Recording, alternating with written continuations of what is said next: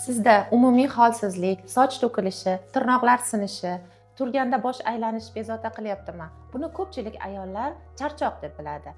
Charchoqdan, stressdan deb biladi. Lekin bu aslida anemiyadan hisoblanadi. Qabul o'limga keladigan ayollarning ko'pida gemoglobin past chiqadi.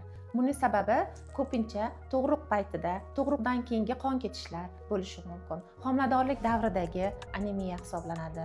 Gemoglobin past bo'lsa, nimalar bo'ladi ayollarda? Bunda umumiy holsizlik, homilador bo'lishi ham kechikishi mumkin. Chunki gemoglobin bu kislorod vazifasini bajaradi. Homilador bo'lgan ayollarda qon aylanish yetishmovchiligi bo'lishi mumkin.